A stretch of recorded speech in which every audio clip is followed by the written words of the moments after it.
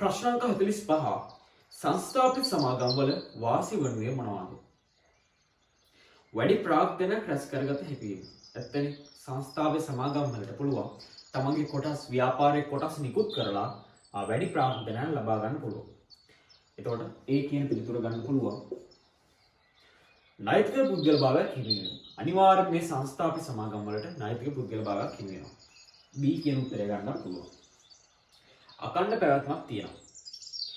අපේ හවුල් ව්‍යාපාර ඊට පස්සේ ඒක පුද්ගල ව්‍යාපාර වගේ නෙමෙයි මේ සංස්ථාවේ සමාගම් දීර්ඝ කාලයක් පවත්වාගෙන යනකොට ඒකට අකණ්ඩ පැවැත්මකුත් තියෙනවා. වගකීම සීමිතයි. හරි. වගකීම සීමිතයි. මොකද දැන් හවුල් ව්‍යාපාරික ඒක පුද්ගල ව්‍යාපාරික මොකක් හරි ණයක් ගෙවන්න ව්‍යාපාරයේ සල්ලි මදි වුණොත් මේ අයිතිකරුවන්ගේ මුදලින් හරි මේ ණය ගෙවන්න ඕනේ. හැබැයි මේ සංස්ථාපිත සමාගම් වල එහෙම ගැටලු ඇති වෙන්නේ නැහැ. එතකොට මේ නෛතික පුද්ගල භාවයක් තියෙනවා කියලා කියන්නේ මේ ව්‍යාපාරයේ නීති ඉදිරි වුණත් පුද්ගලික විදිහට හඳුනා ගන්න පුළුවන්.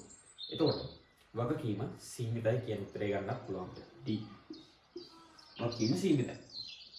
එතකොට 45ට A B C D කියන උත්තර හතර වෙනවා. එතකොට ඉහත සියල්ලම කියන පිළිතුර ගන්න පුළුවන්.